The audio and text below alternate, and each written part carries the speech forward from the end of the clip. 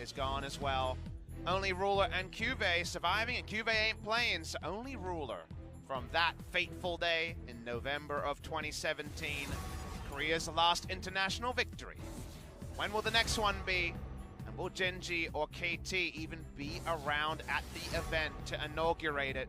Gen.G versus KT, LCK Spring, Week 3, Day 2, and Galio Cassiopeia, first two bans, so sticking with the tier list at Gen.G. Yep, I've seen this one before. I feel like we might be casting over the VOD. Pop Smithy is the Cassiopeia and the Lucian going to be exactly the same follow-up bans. We're changing it up. Vladimir going to be taken away. There you go. Delivered. It always changes. Atlas, the wheels of time, they never end. KT Rolster. Now, I'm wondering, what if the enemy first picks Victor? Are we just done so? Well, you said that things change. KT have gone back to the beginning because, of course, they're the ones that want to. They won this one on the red side as the Urgot going to be locked in this time. Not going to be taking the Ezreal in this round. KT can pick it away, but do they even want to? I think Aatrox is a very obvious take here. The flexes are maybe a little bit less crazy. Unless you go Aatrox Scion, then you can play around with the Aatrox in multiple lanes. Otherwise, we just think we might be seeing a top lane matchup be locked in. Kingen hasn't really been playing any weird stuff in solo queue from what I've seen. A lot of it's been pretty standard. The meta stuff.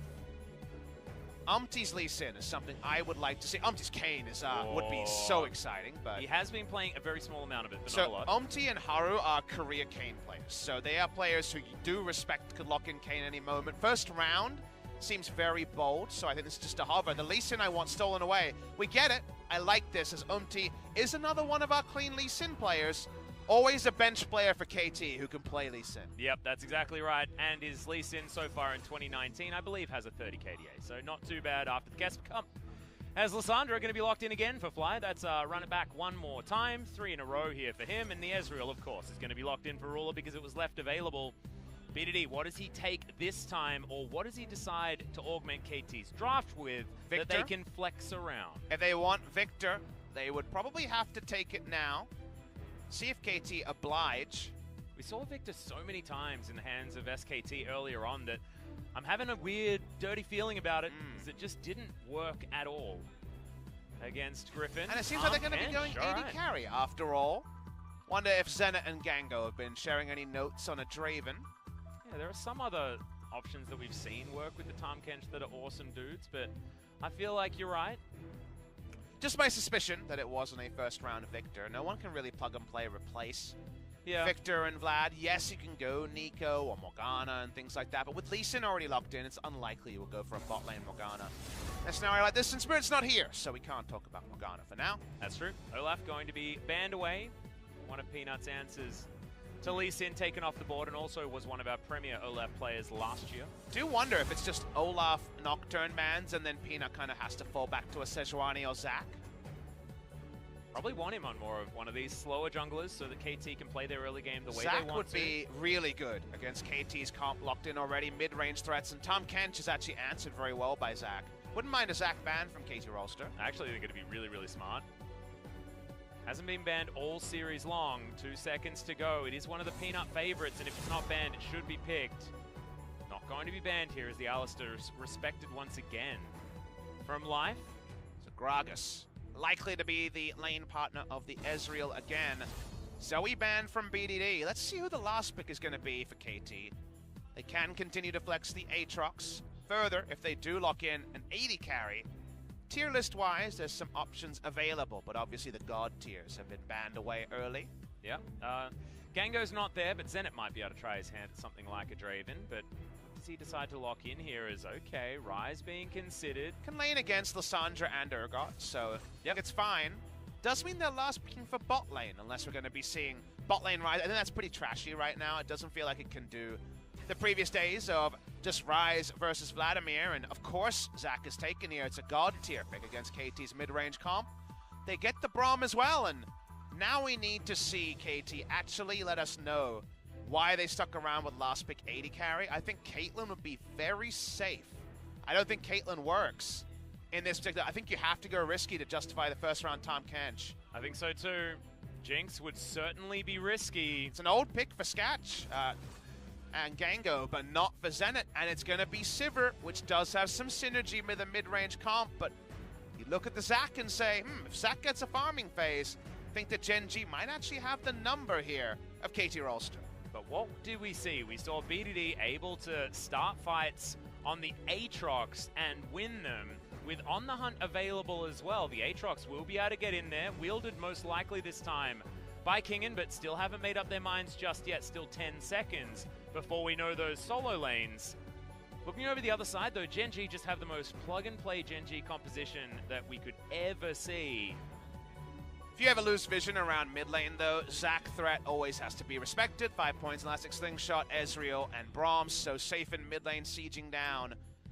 I understand how this comp can work from the side of KT, but it looks hard to execute, and they don't have those veteran voices. If you're going to play awesome dudes and burst damage comps that aren't about front-to-back team fighting at the right time, I don't mind there being not as many veteran voices, but now that we're going a bit more square, I think what's lost might be a bit more apparent than was in game number 1 and 2. Yeah, exactly, and especially when you've been botching these early skirmishes as well, diving turrets a little bit too aggressively. Yes, if you've got an Aatrox in your hands, you've got World Ender to give you a little bit more there, but I feel like having finesse and really shutting your opponent out in the early game is the way that KT are going to be able to get over this hump, but they've got a lot of scaling advantages, and I'm looking at the Lee Sin thinking that he wants to try and get amongst it, hit level 6 and start kicking things around, but the Zac, if he just farms up alongside him, he's going to get there at a relatively similar click. It's looking very Gen.G favored in the draft, in my personal opinion.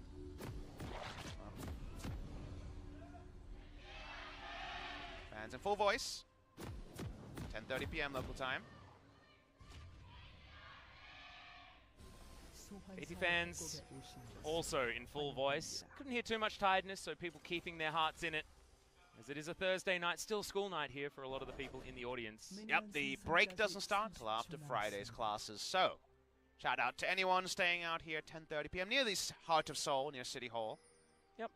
Game number 3, final game of the night. And Peanut. Just going to say that I do love that Zenit plays with Deft's Sivir skin and also played very, very well on the champion the last time we saw him. But sorry for rudely erupting. That's fine. I was next to another Australian play-by-play in pastry time for Deft's most famous Sivir moment, the pentakill against LGD in Game 5 of the LPL Spring Finals. Deft, what the heck, I believe is the quote. I mean, it was a flash crit that won them the game there. He high-rolled on crit really high in that team fight, but sometimes good things happen. Went on to MSI, rest is history. For Deft, and the LPL has only gotten stronger over the past 4 years. Had a bit of a dip after that, if you remember. Hey, just like that VOD we cut earlier in the day, I don't remember it. I can't remember a time that China wasn't dominant. Okay, good. Well, we've got the matchup. Minions meet on the bottom side of the map. And Snowflower and Zenit see what they can do in a true 80 carry matchup on the bottom side. Snowflower was able to get his licks in there onto the Gen.G bottom lane, and that's going to mean that lane control going to be given over to Zenit. They will be able to have some dominance over this level 2. After you saw the Braum eat the Boomerang Blade from Sivir, would have been hard-pressed to think that we would see that lane pressure. Speaking of pressure, a bit of vertical jungling being done by Umti on the top side, just trying to track the Zac as much as possible. My kind of query was not Aatrox mid lane for BDD, because it's been his first Blood Factory where he gets solo kills every game. He's been popping off on that pick in this matchup. The reason to me to do this is to think about, okay, well, what does Ryze have in the matchup against Lissandra? He has hard crowd control, and he opens up Umti to come through mid lane pre-6 and make things happen. So I think this is going to be BDD and Umti trying to combine powers around the mid lane. We see them both on screen for now, but only about a double scuttle as we speak, because actually Ryze can win the Urgot matchup pretty hard if he gets a good start. Yeah, I was thinking that this was a very flexible lane, which is why we waited until 20 seconds before talking about where these solo lanes were actually going. Roach back on a lot of comfort, but you can see Kingen actually having a decent time shoving this wave further forward, and he has a fair bit of augmented vision by Umti's visit to that part of the map. Here's a visit. Yeah, not going to be able to steal that one away. Peanut has the smite. Thanks for the leash, says Peanut. Gets another camp down. That's camp for camp so far between Lee Sin and the Zac. Double scuttle, so a little bit of value loaded in there, but otherwise parity between the two. I want to draw your attention to rune choice here by BDD. It is an Aftershock. We've seen a bit of Aftershock rise in tricky games, and there's a real chance that Zach comes in, Lissandra glides in, and your Rise caught in between 5 people. So he's gone for the cleanse. No TP to go with an Aftershock, but we've seen a lot of Aftershock in tricky games. This is a tricky Rise game, but if you go phase rush, get a good start, and can lane against both Urgot and Lissandra in the side lane, the phase rush will get you chase down kills, and it's definitely the aggressive choice. Yeah, and BDD has certainly shown that he likes the aggressive choice. Is that Ghost Power not going to spot Peanut? Peanut loves ganking before any other Zach player would consider it, and he makes the right read here that Krugs are going to be up. Yep, and the level 3 gank has certainly been something that he popularized earlier on in last year. Umpty's going to come on over and spot him yet again, but this time on his side of the jungle, and Peanut's taking a lot of damage from here. Let's watch the play here. Umpty now gets the confirmation. Let's see if he calls down Kingen. Yep, Sonic Wave is going to be on cooldown, Elastic Slingshot immediately, as Peanut is, of course, respecting Umpty, but takes away the big one. I would have called down Kingen earlier, because if that was just a Krug start, then Zach wouldn't have his Elastic Slingshot available to get out. In the end, nothing doing overall. Wow, BDD threading the needle there and standing just outside of the turret range. Fly very upset on this Lissandra. Umpty chasing down Roach, but I think just about getting to this vision plan. Nothing doing there, not going to be able to take that one away. Nope.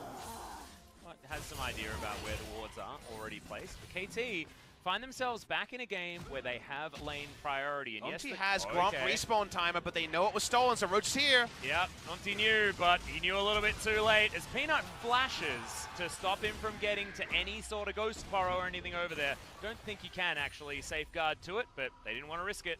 That was really smart by Gen.G as a team. Peanut communicates that Gromp was stolen. They know the respawn timer on it. The flash there is because he has a control ward in the brush there and can guarantee that he actually gets the Q here. So they know this timer, respawn of Gromp. Control ward comes down from the Lee Sin. That gives Peanut something to actually aggro. The Q in, stretch Armstrong in later. Nicely done by Gen.G, and it's also a next level based on Gromp respawn timer. Yeah. Well, control ward, of course, like you say, was already put down, but I believe, yeah, it had a 2-stack, so it could have actually got to that safeguard had he made it. That's why it looked like the flash might have been an overreach, but wasn't in the end. It's very safe for Zenit. Oh, wishes someone had hit a skill shot. It's a nice team moment from Gen.G, because there's definitely been a lot of issues. I think mid-jungle synergy is still really up in the air. But when it comes to just communication between Roach and Peanut, looking a lot better, and maybe that will actually be the thing, because you know, Peanut's playing every game. That part is for certain. They don't have another jungler. Feels like Roach and Peanut. Juve definitely didn't have a bad game in game number 1, but Roach and Peanut, maybe they are the duo that for now have the synergy edge. Yeah, you're right. I mean, I think Peanut has been the difference so far in this series. Like, his play has certainly transformed since moving into this one, but I think a lot of it has to do with the fact that he's paired with Roach each time. That's first blood twice in a row. Going over to Peanut in tandem with Roach. He's gone back, got himself a Phage. Ruby Crystal hanging out there as well, well on his way towards the Black Cleaver. That means that Peanut's gotten away with the Zac, going level for level against Umpty. And we really like Zac. Against the first round here, it was already God tier when you see Aatrox, Lee Sin, and Tom Kench. Tom Kench has a few counters, but Zac does a really good job against him in multiple ways. On the first side, if Devour's down, well, you clump heads, and Tom Kench always about 200 range or W range away from a Sivir. And also, if he's in the belly, you just kidnap him and you get a 2-for-1 special anyways. 2-for-1s all over the place for the Sejuani. Umpty gonna do some counter jungling anyway. Yeah, steal away the red buff, so a big camp at least stolen away. Yeah, gets to get rid of the blast cone as well, but of course Elastic Slingshot means that Peanut will be able to meet him in this Dragon Pit if Umpty decides to start it up. Kingan's gonna take down this Krug camp on the top side of the map just to make sure Peanut can't get there either, but he has made it to his Let's Bounce before Umpty's got the Dragon Rage. Already a problem. Yeah. Because we know how things go from there. And Sivir and Ryze didn't change things. Everyone here is 500-600 range, and thus Zac is very likely to get some big plays. This is definitely a game that Peanut might win MVP on for you Peanut fans out there, if it is a Gen.G victory, but that's still in the far-flung future, and with a Sivir, you never give the game over to the enemy. There's always a timestamp where Sivir decides all. Exactly, and look, the range on the side of Gen.G also isn't exactly the hugest, and they want to be piling in to try and take you down. And what does Sivir like? She likes a Beyblade arena to throw her disc around in. She certainly might be able to do that, as KT wants to all jump on top of Gen.G. Kidnaps could just be such high value, like you've been talking about from Peanut. Steal away some popcorn chicken. All 3 camps up as Lee Sin was spending time on the enemy red side jungle. Power farming to start as slowly making his way back to his jungle. Yeah, a lot of pings coming in here as Roach going to clear out some vision. comes on down as Snowflower and BDD relatively far away. steals away his own red buff after taking Peanuts as well, but not going to be able to punish the Zac any further than that. It's blind as well. Nicely done by but even though it was overall pretty standard stuff when it comes to counter jungle and pulling the camp into the brush by Peanut. So no red buffs. It's Zac, so at the end of the day, not a red buff abuser by any means.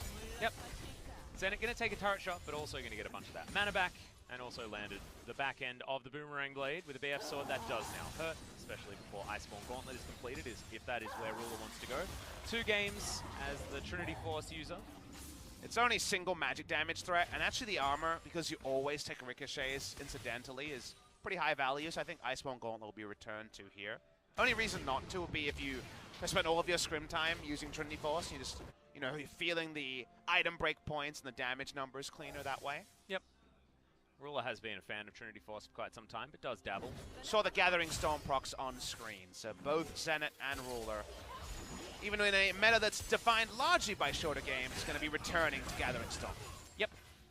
Okay, Boomerang Blade is going to be blocked. Okay, Omti's found Peanut yet again. Oh, goes for the kickback, but can't find it as the kidnap. Moves him right into the back end, has to flash as a result of that, but followed with the blind Q.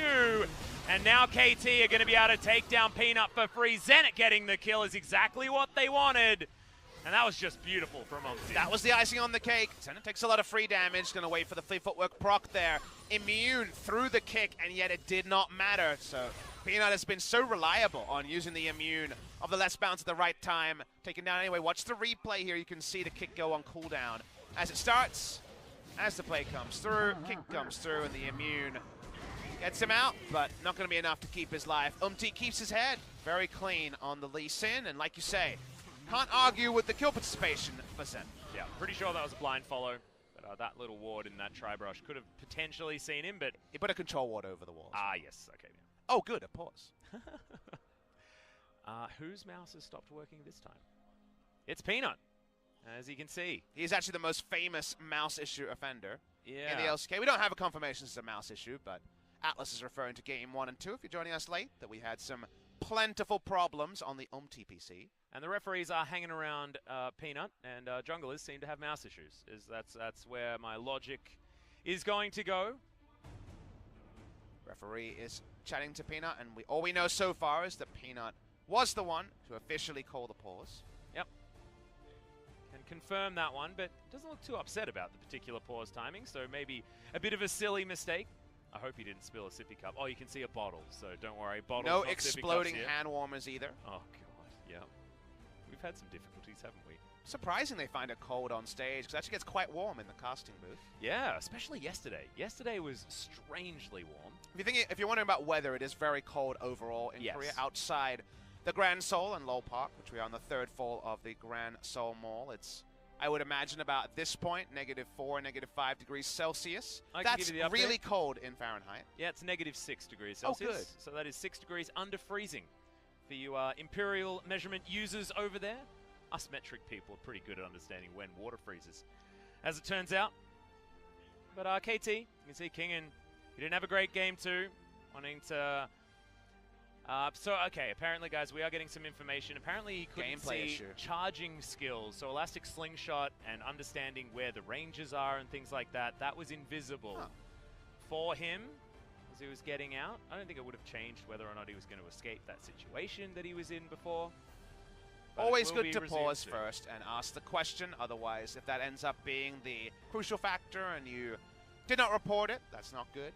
Yep. Again, it's just unfortunate that we've had other issues today, so it feels like a pile-on. Yeah. First one for not a Gen.G, pilot.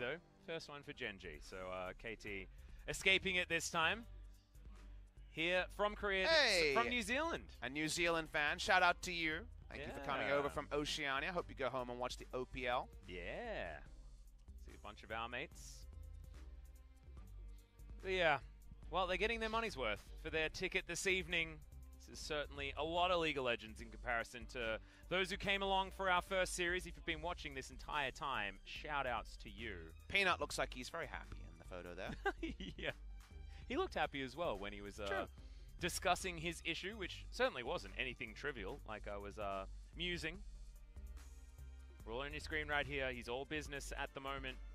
If you talk to him, though, he's a very soft-spoken gentleman. There's been a lot more translations of stream comments and things like that. I love the His playful interaction, frenemy yes. stuff with Core JJ. He was chastising him for dying so much in his Yeah. LCS debut, but came back to Core JJ deathless on his Rakan game. Yep, and told Ruler about it, of course. You know, I think Team Liquid might do quite well in North America now. Yes. They already did quite well in North America last year. They did. It's going to be very hard to definitively say that they were better outside of talking about regular season scorelines, given that they 6-0'd the 2 finals they played in. Yeah. I don't know. See Snowflower, happy to be Okay. back from the TCLs. We get the confirmation that it was, in fact, not a bug, so I guess just about a toggle issue there. Yeah, so we are going to be getting back into this game, but glad that we actually confirmed that one. Referee is still discussing, making sure that we do have full confirmation to get back into the video game, but it wouldn't be a game in this series without a little bit of a pause. So Peanut gets it all explained.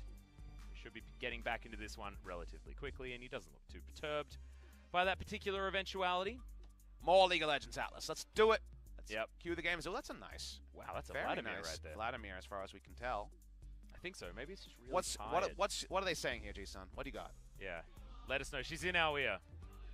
Basically, it's can you Vladimir take me arguing down? that no one can take him down. Yeah. So there you go. So just a bit of a shout out there. Another talking about their graduation from Yeah. high school. I think going towards asking college. Vladimir to take me to college. I think Vladimir's definitely graduated. Is hey, some Aussies. Hey, here we go. Well, all right.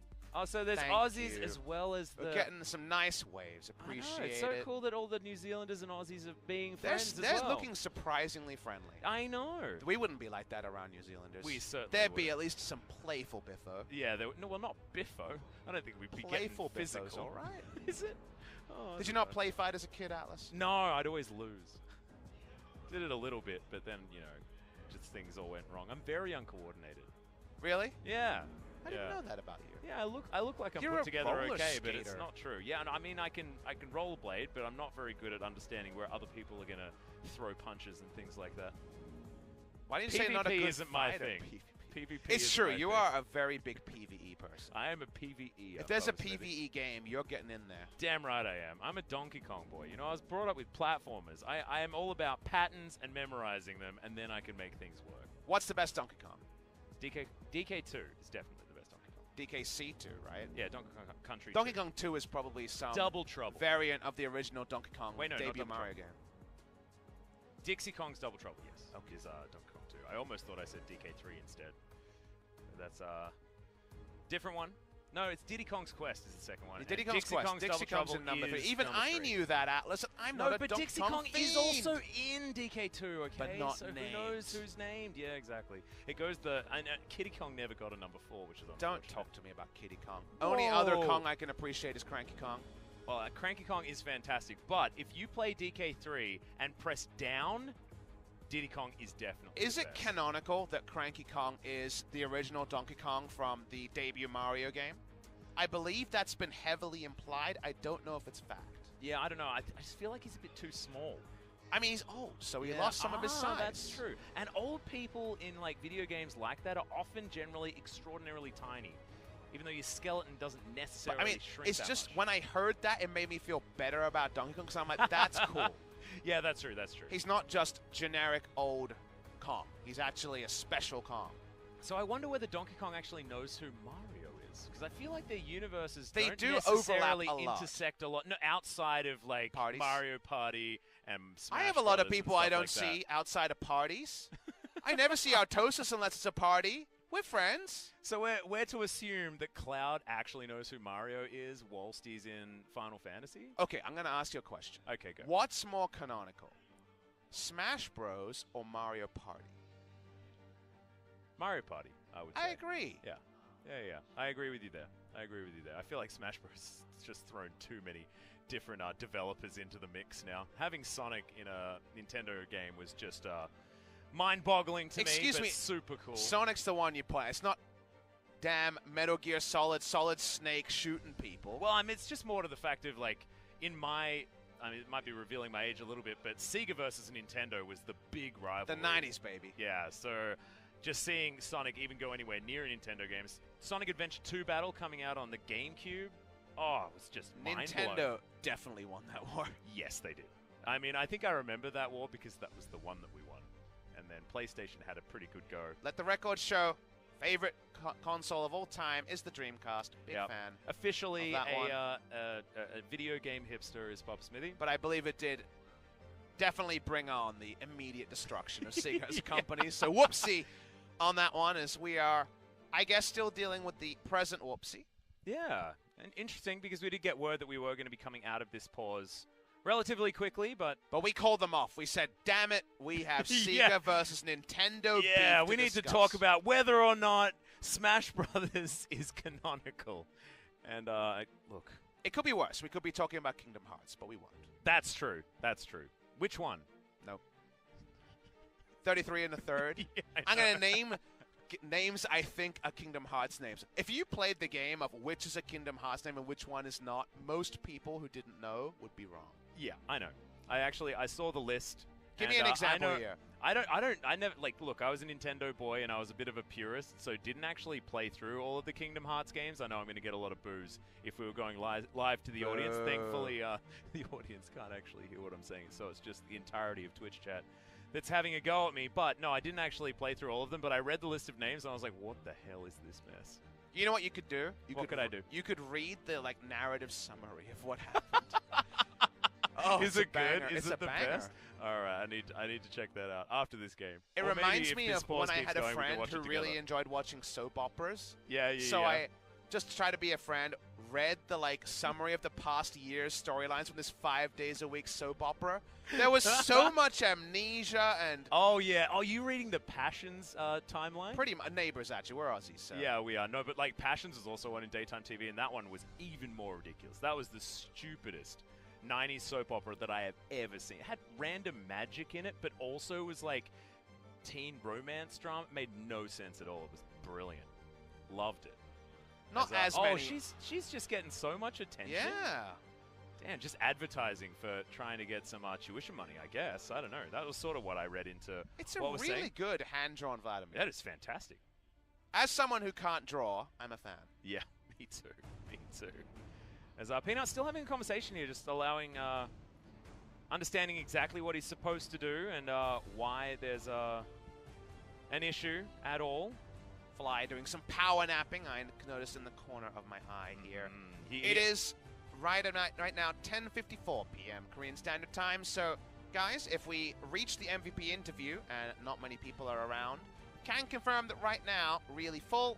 Soon, with the trains and the public transit starting to stop, we'll start to empty out a little bit. But we're still very early in game number 3, so we could be going to the new day. We could meet you in the AM, guys, in Korean Standard Time, and we're giving a lot of you guys some opportunities to wake up as well. So if you've just woken up and you're having your breakfast or driving to work or something like that, welcome to the stream. We've paused it for you. Just let us know exactly when we should resume so that we can get back into the action. Peanut has been very, very nice in giving you as much time as possible.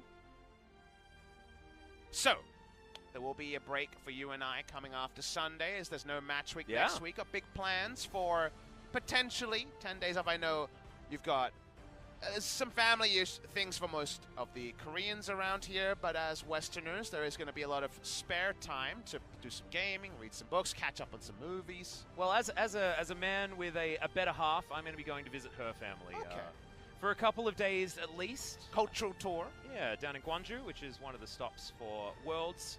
What's the last food? year? What's the food thing you eat in Gwangju? Oh, Gwangju is amazing. So they do this like barbecue, but they have like this strange like noodle thing that they put over the barbecue at the end, and it's like so they put these like sesame leaves down and then noodles on top, and then the game starts. It's when we finally get to a topic that we actually wanted to talk about. What was the game with the food? I'm hungry now. Yeah, sorry about that. Well, we started the game up again, and hopefully, Papa, we can get something to eat after the show. Thank God that you interrupt your discussion so that we can talk about this cycling of heal by the Tahm Kench, the Ignite top lane, and Sivir and Ezreal farming. All right, well, I mean, that's going to continue. We're going to get pushed by KT in almost all the lanes. You can see B2D had some time off moving up towards this Rift Herald as Peanut not going to find any joy bottom lane. He tripped. Fell over. Oh, no, it still doesn't work. Oh. Hey, good news. We will be able to discuss the food in Gwangju. Do you have any other good news? No. No, it's all pretty negative news. Well, at least Peanut's laughing about it. Hey, no. Okay, I do have some good news. On Friday, you could potentially be casting with both me and Brendan. Wait, isn't it Brendan's day tomorrow? That's what I mean. But if this continues until tomorrow, then you'll do both. Oh, good. Some good news. Look, it was a stretch, right, to find something. Come on. All right, I think Peanut having another giggle. I really hope he's laughing because it was because he fat-fingered the button instead of it being an actual bug. Well, that would be pretty good. All he can do is caress his hot pack and wait on as our refs will have to investigate this issue. Yeah, and when do we start actually talking about player fatigue? I mean, it's getting pretty late. I think caster fatigue has set in with some of your recent jokes. I know I'm done listening to you. Yeah, thanks, man. I mean, I think that started at the beginning of the first series. The players your heart goes out to in particular are Kingin and even yeah, OT with his first stage games for KT. As a duo, that's going to be a little bit different here. So, Kingin in general has played that one set earlier in LCK Spring, and just not a lot of professional games behind him, right? It's a very different thing. Did make his professional debut last year. Broke that SMEB streak of games where he had actually never not played in a series since he debuted all the way back on I Am #1, Incredible Miracle #1 back in 2013, I want to say. Yep. Definitely played in 2014. I believe he played some games at the tail end of 2013, but I could be telling a lie. Yep, then on the Rocks Tigers, of course, after that, moving over to KT Rolster and just not having anyone to sub in for him. That is going to result in Smeb always being the one on the Rift. Not anymore, and not today for the entire series. Shout out to the Gen.G coaching staff, and also in the audience here, specifically the Gen.G faithful. A lot of the upper management is here, and they're not leaving early. They're not going to watch one game, get on camera, and leave. Shout out to you guys for sticking around to what could be a very bitter end for either Gen.G or KT. Remember something that we haven't discussed, because it was many hours ago now. Yes. 3 hours ago. This game is 8 versus 9. Winner gets one set clear of 9th place. The loser is kind of marooned on an island with Jin Air right at the bottom of the table. So while this isn't SKT Griffin, it's kind of the reverse SKT Griffin in some ways, given that you just don't want to be grouped with Jin Air and their inability to pick up match victories, which seems to possibly extend quite far in spring 2019. And the interesting thing is there's a bit of a dichotomy here, because we do have only 3 victories, one victory coming in for both KT and Gen.G. However, if KT win, they actually get over Freak of Freaks. If Gen.G win, they aren't able to, now that we're in a 2-1 situation. So it means a little bit more if KT are able to win this game. They will move up to 7th place instead of just hopping up one and leapfrogging one another. Some notes being noted down by the refs here as we try to understand the Zac issue that's plaguing us. Yeah, it seems like a very confusing situation. I haven't heard an elastic slingshot range indicator bug before. But remember, this is the cost of doing business in the future. Previously, that's true. Korea was 1 week behind on patches because the match week started on Tuesday and patches went live on Wednesday morning. Now, because we start the week 1 day later, we're back in the future. This used to be the way back in the OGN Champions days. You're on a different Twitch chat. You're paying for HD, but the patches came to Korea earlier. Now, finally, the return to those days, and sadly, some bugs that hopefully the LCS and LEC regions can look to find a fix for. Yeah, we're just going to be ironing them out. We'll get the steamroller and get rid of those kinks in the road as we find them. But it's been a day riddled with them. It's not necessarily bugs so much as, you know, peripheral problems and things like that plaguing us. Our first series didn't have too much of that, but this one has been a bit of a problem. So I'm going to ask you a question. It's a very personal question, so... Oh, hit me. Let's go. I'm going to trust you. Everyone's got a film that everyone else talks about that they haven't seen, but they kind of don't rush to tell people. Because they're just like, yeah, good film, you know? Like, they try to just walk around the subject. What's your shame, your secret shame film that you haven't seen, that everyone else has? What is it, Atlas? Come on. Oh, mine's Fess really up bad. now. Mine's really bad. What, is it like The Lion King? Like, how bad are we talking? No, it's not The Lion King. I haven't seen Forrest Gump. You know I haven't seen Forrest Gump either, so really? I'll give you that one. You get a reroll. Oh, yes! We trust Fold again. We'll go until there's one Another I one. haven't seen. I actually don't think that there's any that I am aware of that I should have seen that I haven't. Okay, well, I've got large gaps, so give me something here, and let me at least scoff at you before I share all the movies I haven't seen. Somewhere Achilleos is listening to this, because he knows. Really? I just don't watch big movies. So. I mean, Achilleos probably knows my list more than I do, because he's the one that tells me that I need to watch movies. Again, I'm not talking about like a 2018 release. I'm not talking about like no, Spider-Verse or like something. I'm talking about like classics. Oh, Godfather series. I haven't seen any of them. Me neither. You get another reroll. Come on, there must be something I watched. Okay, well, I mean, I've seen Shawshank Redemption. Have you seen that one? Yes. But okay. I mean, look, we're going to get to names that I haven't seen really fast. So it needs to be stuff that you haven't seen that I have. So far, we're 3 for 3 with being the same. And there are a lot of people very disappointed in us. Except for the wireless mouse. Has gone very well. That wasn't a trust fall. And also, I was in your camp originally, and I don't play League of Legends without it plugged in. Okay, so that is a very different come on, we're playing all this right. game. Give me something to scoff at you about. Oh, that's how this relationship works. You say silly things, and I laugh at you. Now I need to look further into the banks of movies. However, will you find time to do that? Remembering a thing you haven't seen is just a ridiculously hard thing, because the reason I haven't seen it is because I can't remember to watch it. But the reason you remember is you've been assaulted about it. People are like, you haven't seen Godfather? What kind of person are you? Yeah, I know. Well, I mean, that one's happened a lot. Forrest Gump I get every single time. But I'm sure you can say life is like a box of chocolates, like he says in the movie. I can say it. But, there you go. Well, I mean, that's like watching the movie, right? I guess so. As far as I can tell, it's basically Willy Wonka 2, whatever. Anyways. Have you seen Willy Wonka? Yes. Yeah, so have I. All right. I'm trying to think of like. Let me have a scan of our Twitch chat. I wonder whether they've got any. All right, movies we should have watched. Twitch chat. We got some time here. You can pull up Twitch chat for this. Yeah. Pulp Fiction. Have you seen Pulp Fiction? Yes. Yeah, but so again, we're playing the game where you haven't seen the movie. I know, but I have, and apparently we have to see the Godfather. All right, I'm finding one that I haven't actually seen. Citizen Kane, haven't seen Citizen Kane. No, I haven't seen it either. Let's keep going. You get to re-roll again. Oh my God, Lord of the Rings? I have seen the first one. Well, You've seen of course, Lord of the Rings. Yeah, I know. I have seen that one, but I was asking you. Interstellar, I've seen that one. You don't have to name. Citizen Kane. We already did that one. Shrek this game 2. Is easy. Have you seen Shrek 2? Yes. You haven't seen Shrek 2? Yes, I have seen Shrek 2. Again, this game is where you haven't seen the movie. All right, so I got to find one that I haven't seen. I've seen all of these. See, we've watched some movies. I must admit, a lot. I've watched a lot of these movies too. Oh man, I can't find one that I'd like. Apocalypse Now, haven't seen it. Haven't seen it either. Oh Reroll, baby. Oh,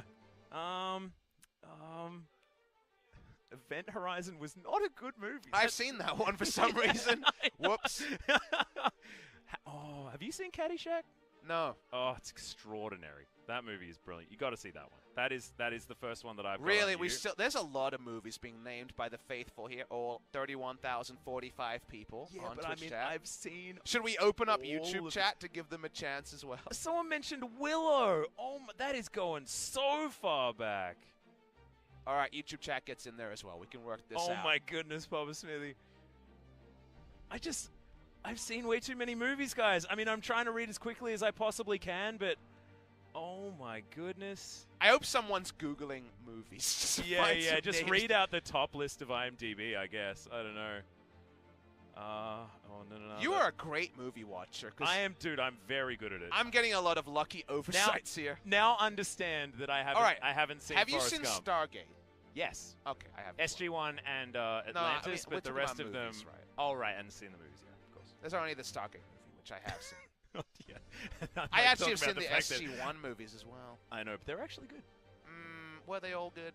Dude, it's Richard Dean Anderson. He's MacGyver. How can it not be good? He wasn't even in all of them. He was in all of SG-1 What and a bit percentage at the beginning of our Atlantis. 30,000 people on Twitch chat do you think know who Richard Dean Anderson is? I'm going to go with maybe 15%. Oh, yeah, give it a solid 22%. If you say MacGyver in the sentence, I guess they probably know. But do you reckon they know MacGyver as in, like, roughly the appearance, or do they know the idea of MacGyvering it? Which yeah, I know. Was like a verb is it a in the noun 2000s? or a verb? I think like, for 2000s kids, it's a verb. Yeah, I guess so. Because you're going to MacGyver yourself something together, and your dad said it that one time. And come on, there must be a movie here, Atlas. They're still naming movies. Planet of the Apes, the original, I have not seen. Me neither. I've seen some of it, but you know. The Human Condition? Nope. Yeah, I also haven't seen that one. Apparently that's good. Have you seen Kimi no Na mo wa? No. All right, there's a movie you should have seen that I have seen. What's it about? Kind of a recent. What's your name?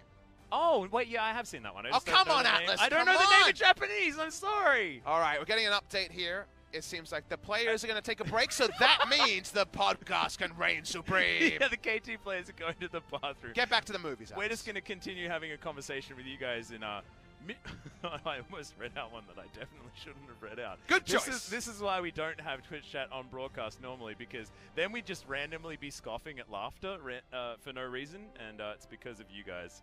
And, Never-Ending Story. What a beautiful movie. Good movie. Yeah. Knew you'd seen that one. You're the best at watching movies of anyone I know, and Achilles is really good at watching movies. Yeah, well, I'm not seeing very much of, like, movies that I know I should have seen, but I haven't. Have you seen the Grand Budapest Hotel? Oh, Waterworld 3 times. That is definitely a good one. Grand Budapest Hotel is one of my favorite movies of all time. Wes Anderson is a genius. I'm seeing if Achilles actually messages me at some point. Yeah, Achilles needs to actually dive in on this one. Why is Achilles tell us not all in the of Twitch the ones chat? that. What is he doing? I know, he's probably out having Donnie a Darko. life. I don't know. Yeah, Donnie Darko's, that's a good one. Chitty Chitty Bang Bang, also a great one. No one who went to university around our age didn't watch Donnie Darko.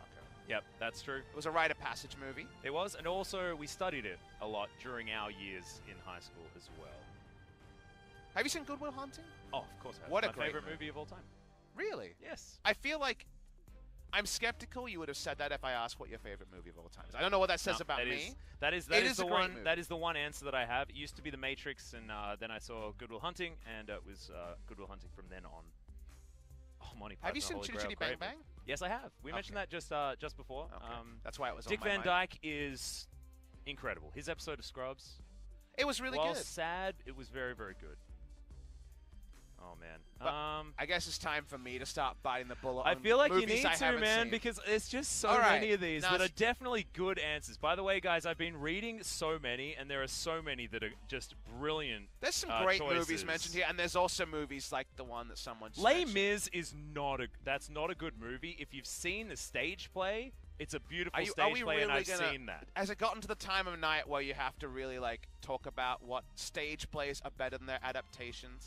I don't know. I guess so. It just happened. Apparently. Yeah. I have a lot of gaps in my movie watching. All right. Start reeling them off, Pops. I mean, I think we don't even need Twitch chat for this one. Sharknado. I haven't seen Sharknado. I've never seen the Miyazaki film. You've never seen any of them? No. None of them. I've turned them on once, but I haven't watched any of them. Really? There's big gaps, Atlas. There's a reason why we were playing your side of this game. You know, first. you really would enjoy those films. You know who my neighbor Totoro is? It's the support on Sandbox Gaming. Oh, my goodness. That's all I got. Oh, my God. I just don't watch that many movies. Now, TV shows, as you know. Yeah, you are very good at TV shows. We're both purveyors of the TV shows. But I movies? recently finished Sex Education, which is fantastic. Papa recommended that one to me. Really nice nice TV show. I like how we could just say that. It is the name of the show. Yeah, I mean, sexism. It is a great show. Yeah, just don't talk about the action. Yeah, okay, never mind. It is great. Oh, Bruce Almighty, also a great film. No, I haven't actually. It isn't. It is. No. It has one. No. So. No. There was No. there was a scene in that movie Why am I letting that you talk? almost made me cry with laughter. I almost couldn't breathe. I was worried you were touched emotionally during that movie. No, of course not. You said almost made me cry. That was the No, fragment I heard. it was like my face was completely red. I couldn't breathe just because it was too funny. When he makes, I believe, Eric was his character's name, and he was just speaking like an idiot, and it's just incredible. If you wanted to talk about maybe some of his earlier calendar, I could definitely get behind it. Oh, I haven't seen Reservoir Dogs. Me neither, actually. I tried to watch it, but I couldn't get into it. No, I just never really got to that point. Oh, there was one movie. There was one movie that you'd seen and you told me that I had to, and I thought that was rich coming from you, and I can't remember what it was. It's an old film. Damn it. Oh, it would have been the perfect one. Oh, wait, are you going to ask Twitch chat to keep naming movies? No, that's okay. But, because you told me to watch it, then I forgot it again. And then I went home and I didn't watch it, did I? Classic Max. Yeah, well, I mean, that's how it works. Oh, my goodness. The Raid 1 and 2 also good suggestions. I'm going to stop looking at Twitch chatters. Let's, bring it back to exactly why we're sitting here talking about movies. If you just turned on the stream, you're probably expecting the Thank LCK. you for coming to the Papatless Music Podcast and Movies Podcast and just Live Podcast, Break Podcast, all podcast, Papa's Mad Life. Yep. Coming back in a big way. Potentially last episode before the Chinese New Year break. Exactly. Still still one option for you as far as getting Papa's Mad Life on there, but LS might have a Mad Life on the weekend. Opportunity for him over Saturday and Sunday. He needs his own name, man. I don't know about this LS's Mad Life. I think we need... I think he can coin it. I think he can coin it. Yeah, I was gonna It'll be Yu-Gi-Oh related, and I'll look at it quizzically. I want it to be Goosebumps related. We really related on that one. Shout out to all the fans around the world sticking around, but also all the fans in the audience. People aren't running for the exits just yet, but 11:15 p.m. Korean Standard Time. Again, the schedule very different in Korea compared to LCS, especially LCS starts much earlier in the day over in NA. Yep. And the LEC also doesn't get to the wee hours. Okay, we are trying to restart the game. I believe not the entire game, not getting a remake or anything like that, but we're trying to restart Peanut's computer to make sure that the issue isn't not going to persist, but we'll see exactly whether or not we're going to be able to. No confirmation that that will work as of now, but I do, as someone formerly working in IT, I do like it when you just turn it off and Live or replay, live or replay. I believe it's live. All right, let's watch for an elastic slingshot. Wait, why are we watching anything else? Yeah. Here we go. 3, 2, and he elastically slingshot. And gets in there. Yeah! Doesn't land it, but Stretch Armstrong means that Zenit has to watch out. The pullback onto Snowflower. Peanut just going for the easier target. Didn't want to give away a spell shield. Best elastic slingshot of the night. Loved it. Beautiful play there. However, unfortunately, they lost the Rift. What is this game, Papa Smithy? What movie is this? Have you seen this one? They got gameplay in the way of our podcast. I know, it's so weird. All right, and that was just when we were going back to, talking about something normal instead of just talking to Twitch chat. But up towards the top side of the map, we do have the Rift Herald taken and immediately popped down. Yeah, we wanted proactive play. Looks like we're going to get it as Roach turns up and he's like, why are there 3 things in my lane? 2 of them people, 1 of them Shelly. Oh, and Umti actually gets out of leash range there, so full gold goes to the Aatrox. No threat on the turret, but gold in the matchup going to be very welcome. Shopping time was better for Roach than it has been for Kingen. The next back will have to be the important one, and apparently normalcy has returned. Oh, stops the back. Get dumped. Yeah, Zenit actually gets the spell shield in time, but that was great. They are going to go back home, and actually it was for a reason because there's only blue vision. They're on the bottom side of the map. Gold is completely even, but the vision investment certainly a bit topsy-turvy for both of these teams. KT focusing topside because they just took the Rift Herald. Now need to move that vision towards the bottom side of the map. Zenit going to teleport back down there. Reminder of our analysis that we're really liking Zac against the mid-range threats of KT, but in Sivir 6 items, you never know for sure. Speaking of the Zac against this team comp, looking for a gank top side. Kingen has ult and flash, so don't really see how this is going to be pulled off. And Peanut didn't want to take his Gromp, just goes for the counter gank and finds nothing. Yeah, very close to the vision range, but unable to actually find elastic slingshot range. As Kingen gets some nice knockups here onto Roach. Not going to get the sweet spot of the last hit of the queue, but finds the others. he's just cycling his abilities. Roach shoves this wave further forward, has a 13 CS advantage, but it's the only lane that Gen.G do have an advantage in so far. And his birthday buff only lasts another 43 minutes, Atlas. Hey, that's ticking true. over That's to true. tomorrow, where he's just a non-birthday boy. Haha, we say to him. Roach probably told Peanut that secretly when they're not supposed to really talk, but he's like, birthday buff, wearing out 45 minutes, just deal with it, So far, he's 1-0 in a series they're 1-1 in, so Roach is a good luck charm. Yeah, Winter's Bite now on cooldown. Zenit did use the spell shield to get rid of it. Omti comes down, clears out this control ward, and they have repositioned their vision. Roach wants to keep Kingen in lane as long as possible. The 320 gold, and it's the next shopping trip been delayed, because Kingen hasn't found a time to back. Mid lane, we talked about the only reason to run the Rise was to play around mid lane. Haven't seen that so far, and now bot lane.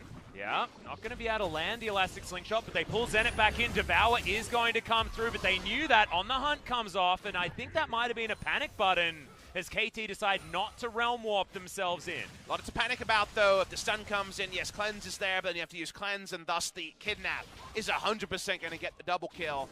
They move away from that. Peanut continues to fight. Omti not going to give over the Rift Scuttler without a fight. Gets the smite in there as Peanut was trying to get Stretch Armstrongy on top of it. Visual lag. Yeah, just for a second there. That one's acceptable, guys. Not the players receiving that one. That's just on our end. Should we pause? You know, I think we paused enough. Okay. Well, Kingen up here will easily be able to deal with this minion wave as he's reached some parity as the waves are starting to crash further forward. I think that might have just been more about Roach missing some minions rather than anything else, because Roach did have an advantage up towards the top side of the map. Won't have to cycle his ghost just yet, as the teleport was a little bit behind Kingen's. It was teleported second by Roach, so yeah, cooldown should be back for Kingen first. All right, Zenit clears out the wave very, very easily. Doesn't have his Time Kench around him, but the Catfish not seen on vision just yet. Gen.G going back home. Here's Peanut. 4 levels down on the top laners. Gonna fall further behind with all those XP nerfs, but he might find Kingen. Yep, knockups come in, and Kingen wastes no time with that flash. A lot of respect. Holds on to World Ender, but he's not doing any funny business with Peanut this game. You know what happens when the coach sees you die while your team's on the Drake? You might get a paddle in Atlas, so ooh, smart of him to back away from that. Speaking of paddling, Turret takes a paddling through all this in mid lane. Oh yeah, Fly's taking a paddle, and oh no, Peanut is actually the one caught out. See the mid lane, assume it's Fly, wasn't this time. Thankfully Peanut has his flash, able to get out, but certainly wanted to have that summoner spell available for himself. But 3 good things happen for KT in a row. They get out from top lane, they get the gank, and they push bot side, and they take the Drake. 2 Drakes to the good. Omti coming in. Yeah, no Unbreakable now is not going to follow the Q in, and Zenit has the spell shield. Now can't block something like the Glacial Fissure. Teleport, of course, has to be taken there from Fly. Not going to take the Claw as King, and immediately the World Ender comes down, and now this is the fiesta that we've been looking forward to in this series. Life gets onto his teammates, uses the stopwatch, and somehow no one has died, and they're not going to Realm Warp. Chase is hyper-aggressive, all on top of the poor Braum, and 3 kills erupt out of nowhere. KT, that's the trump card. That is the time to use it too. The other advantage for BDD on the Rise. He'll choose the right time for a Realm Warp. Binks in the minions. They go to mid lane. These are rotations Monty will be stoked about. Oh, hell yeah. We know he's a KT fan. Maybe he's a fan of this new KT as well. This turret going to take a lot of damage. Thankfully, for Gen.G fans, it is after 14 minutes and not going to be getting the plating. And Roach has also taken the turret down on the top side of the map. But damn, KT going to be feeling the momentum after that one. BDD banks the gold. It's for you, mate. You deserve it on that one. You don't need it to be your birthday. He wants to be a party pooper for Roach's birthday party. Yeah. Roach didn't get invited to his surprise party. Feels bad, man. He doesn't have teleport. He can't attend. Everyone else comes bot lane. Watching this play down. Aatrox just turret dies because he's got the ultimate. Sad boy Roach having a solo birthday party. But we thought it was over and there was going to be egg on the face. We thought that after all, Gen.G were going to make it all a clever ruse. But the minion wave comes with you, so there's actually nowhere to kite out. Gen.G don't expect it, and KT roll in. 3 kills to the good, a turret in the mid lane, and they get the bot lane turret as well. They get everything. Yeah. I was hoping for another yay, but I'll take just a yell from BDD, as he's the one that orchestrated that beautiful play, and he'll get a Banshee's Veil as the answer to it. I believe that was outright for the Rise. 1-0-3 now. This guy's going to be so hard to keep down. Gen.G surprise parties. Look, there's a lot of great things about Gen.G, but there's surprise parties. It looked like it was fun, but they just didn't invite the birthday boy. Yeah, Roach is like, next time I'm not allowing my family to make the party for me. I'll let my friends do it, as Peanut doesn't get the Stretch Armstrong to work onto Snowflower. All right, what does this all mean? It means KT jump up in gold. Understandable. 2 turrets, how about a third one, and 3 kills to the good. That also means that Sivir, you blink and miss it, she's got 2 items, but so does Ezreal. That's bad news when Sivir should be scaling and has a more expensive build than what the enemy has. This could still be all undone. There was a lot of summoners used, and Peanut can still be a win button on this Zac that we were loving in the champion select, but everyone on KT is feeling more spry because suddenly it's Zac having lost 3 outer turrets after those outer turrets looking pretty imperviable just 2 minutes ago. And also, as we open the map up, this composition that wants to rotate around with the Realm Warp, with the Abyssal Voyage, can catch people in rotation much easier than what Gen.G has in a very standard, we want a team fight and protect our ruler front-to-back composition. Of course, KT's a little more like that than it used to be, but with no true tank, it isn't necessarily a composition that wants to just go head-to-head against Gen.G. So pick certainly an opportunity now that the map has gotten a lot shorter for Gen.G. Some of the transformations have come in, and also choices are very smart. KT want to fight now. They're not waiting for Sivir. It might happen. Look at BD's item choices here. They're actually really heads up. He goes Banshee, Veil, and Stopwatch in this game so that he can try to play make, and also so that Lissandra and Zac don't make him basically have no positioning because the CC chain will come in. Yeah. He's gone Merc Treads, Cleanse, Banshee Veil, and has the Overshield. So he is actually a brawler, does high damage in the build, and doesn't have to think about his position. It's really intelligent and allows him to be a quarterback that some Risers can never be, like we've seen earlier today. And with the Phase Rush as well as On the Hunt being available in a team fight They're from getting in Zenit, there. yeah, he's going to be able to fight whoever he wants, and he won't be CC'd, given the plethora of counters to that he has in his arsenal. And armor is stacked. The magic resist is supposed to be an afterthought, but now with BDD battle ready, it could be the tune of quite a large number, maybe even 10% large. And in order to get him respected, he needed to get that sort of respect. If he falls with behind, the magic resist. Yeah, exactly. Armor stack him, baby. You build armor and then you have no worries there at all. There is vision in the back of this pit as Umpty pulls out the Infernal Drake, but this is the first big Drake. True Shot Barrage just going to help KT lock this one down. Peanut wants to get the steal, but doesn't. Of course, Lee Sin pretty damn good with the execute damage as Kingen fighting against Roach. They've already started this one. Flash comes out. Kingen just going to dash through the wall with his Umbral Dash. He's alone. Lands the Infernal Chains, but Roach able to disdain to get himself out of the way. TP advantage was there from Roach, but they don't actually have a TP ward he likes, so he never TPs, walks down, and is actually cut by Aatrox. They just have a bit of a fight on the top, and that is great news for KT, because in a number disadvantaged scenario with the big potential of that happening, effectively it never happened, so it's kind of like they got a free TP to the bot side, and we remember that TP was hella high value. Oh yes, oh yes. Followed up by a pretty high value Realm Warp as well. But in order to give KT a plus mark and talk about them with a lot more happiness at the end of this series, we need them to not throw this lead away that they've been able to pick up with such a great play on the bottom side. They did this in game number 1, and it bit them with some over-aggression. You can see that's why they're probably playing with a little bit less reckless abandon than they otherwise could have. A lot of gusto can come into your team if you're able to get a lead like this in that fashion. They've got themselves all of the 3 Drakes that have spawned. Next one going to be Infernal as well as Snowflower. Going to walk back to vision that they have. However, there is still that clear but of this comp is answered very cleanly by what Gen.G have and the Zac in particular, and this is not just KT Rolster LCK champions. It feels wrong to say that none of the players here were on that winning team, because Smeb and Score are on the bench, and of course the rest of the team has departed. So because of that, our guarantees of skillful playing out of the late game team fights are not there for KT Rolster. We can't give them the benefit of the doubt on that. It is still 8th and 9th, I believe, on the ladder right now playing out. So given that, we hold our tongue and we wait to see what unfolds. Well, BDD's going to steal away a blue buff, and if anything has stayed the same, it's the fact that BDD is an absolute monster. Of course, for Kingzone last year, now the pride of KT Rolster. It's a weird thing to talk about. Used to be UCal, but he's now in a freak. All right. BDD hasn't required much resources to manufacture his leads in victories. He's done a really good job there. No solo kill in games 2 and 3, but the solo kill in game number 1 and the Aatrox-Lissandra matchup was eerily familiar to his times with Grace, and we've actually risen up on Grace appreciation. He had some great games after that match. Some of our better Zoe games have been with Grace at the helm, and on a team that is doing as poorly as Jin Air certainly is something worth talking about. King and waiting for a time to jump on top of Roach. It's probably when the Purge is on cooldown, just FYI. He's going to go back home. King absolutely fine, pushing up a little bit further down here because there is a lot of vision available for KT.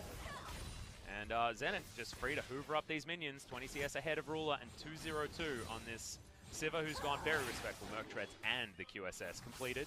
Gen.G can never give up deep vision in their blue side jungle because the enemy team, it's not just about, well, we need to get space to contest a Baron, as Ruler has to potentially fight for this red buff. Remember, it's Realm Warp and Abyssal Voyage, the rotational speed here already shown. We're seeing a committal. Yeah, Teleport is going to come down as Peanut wants to get the kidnap. They're going to get one of the picks. No! Umpty able to go into stasis. Infernal Chains is there. It's going to pull back. Life, who's not necessarily the target that they want, as Ruler gets his first kill of the game in the second for Gen.G. Does he have the Arcane Shift to get onto BDD, or does he even want to? As KT not going to get chased after. And Fly gives up on getting on that Claw of Doom to follow. KT's lives should have been flashing in front of their eyes. I saw Peanut lighting up a team fight. It doesn't quite happen. And in terms of summoners, they actually only lose 2 flashes on Umpty and Snowflower, and a single pick. Stasis so important there, otherwise Flash Urgot might have just wrecked the team fight with the ultimate arming. The ultimate doesn't arm in the end. We're going to watch the replay. This is the class from multiple angles that Gen.G's draft was about, and the mid-range threats can't fight against all the zoning impacts, but Umpty, notice, never actually fear beyond death. He does flash at the end awkwardly, but it certainly isn't the worst-case scenario for the side of KT. Peanut does get himself a blue buff though, and he hasn't been able to take control of any sort of jungle camps. You see the gold? It's going to be just the gold of the kill. And Infernal Drake going to be coming up in 20 seconds. You're going to have to beeline back in there, Peanut, but he goes back, gets himself the Gargoyle's Stone Plate. Feeling more battle ready is the Zac. This Drake is going to certainly be the first priority for both teams.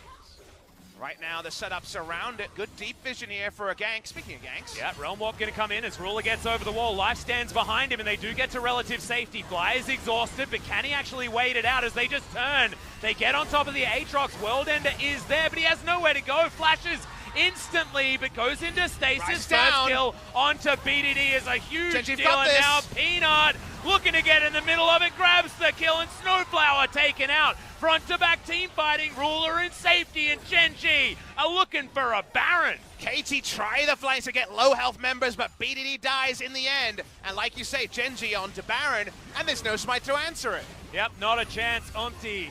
It's a couple of mistakes in a row that you can't really have happen, but BDD just trying to bite off more than he can chew.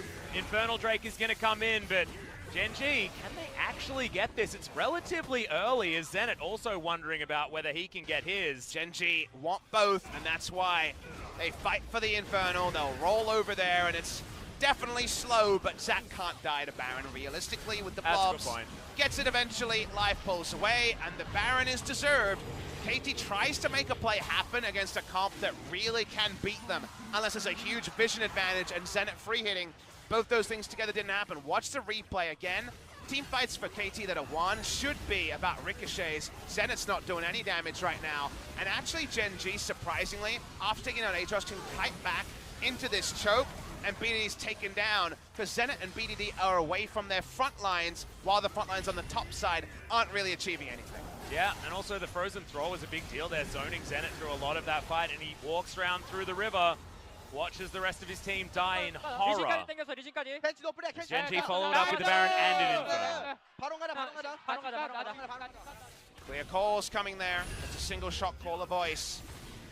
And it's not Ruler. Nope. He's used as a Wasn't weapon. Ruler or Peanut. Watching Gen.G push through the mid lane here. They've got the Baron buff now. They'll feel great about that. 4,300 damage by Ezreal.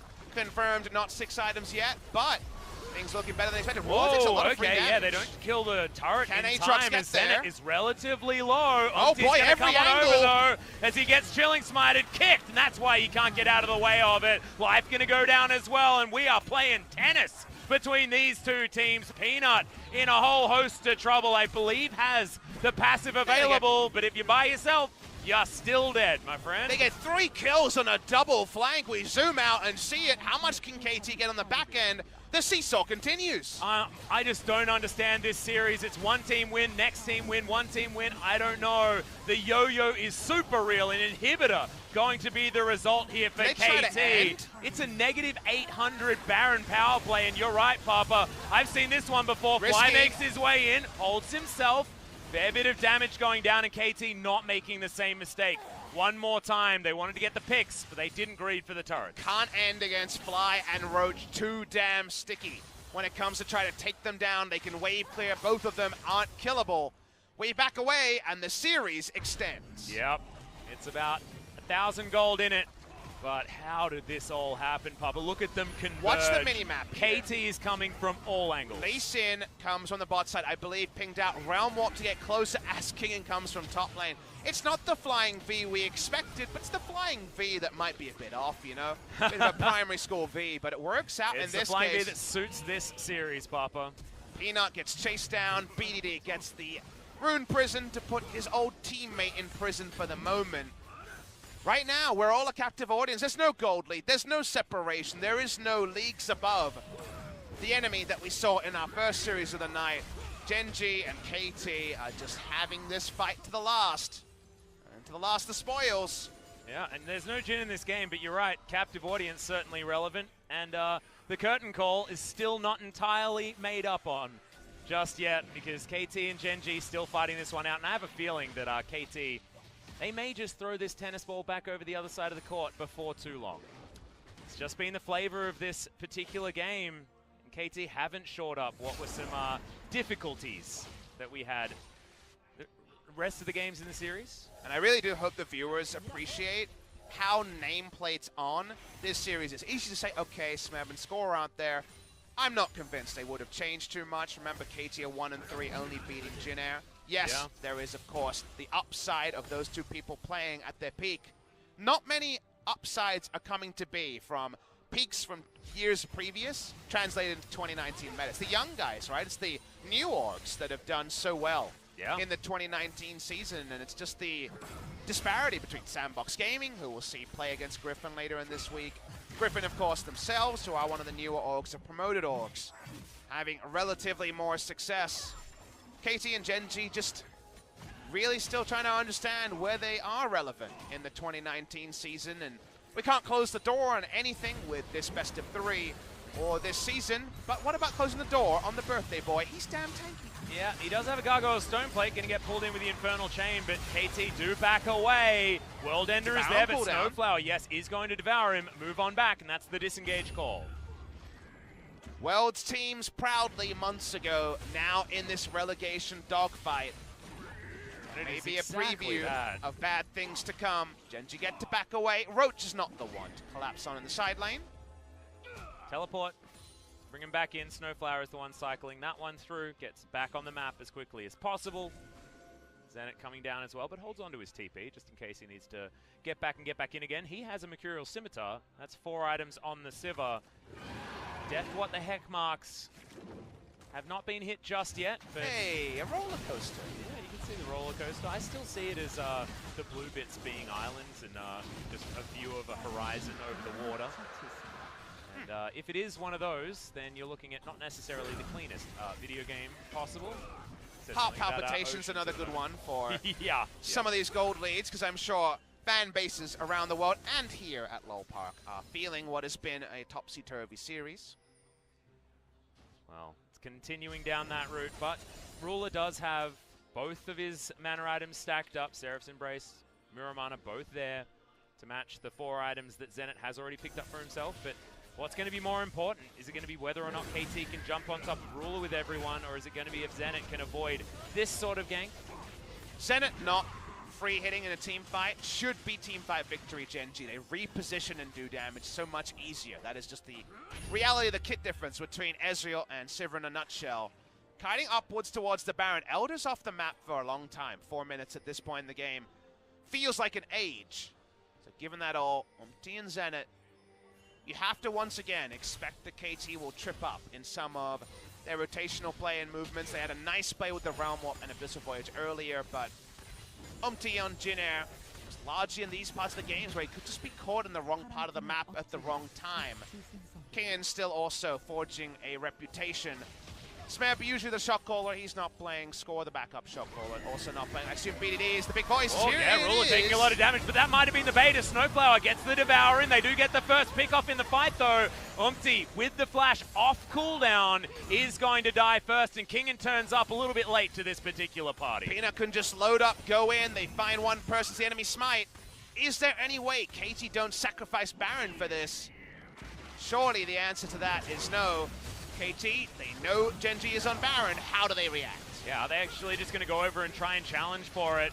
They got a couple of Cloud Drakes, meaning that this movement speed is certainly a big deal. Smite had been picked up by Snowflower as they're going to get themselves into the pit. Is this a true 50-50? It's going to be taken by Peanut. He's got smites in the past, going to get one here, but can they win the team fight? Fly going to go down. Zenit relatively safe fighting in this fight as he gets some autos onto Ruler. Now has to press all the buttons to get out of the way of Peanut. BDD devoured as Snowflower's trying to save them.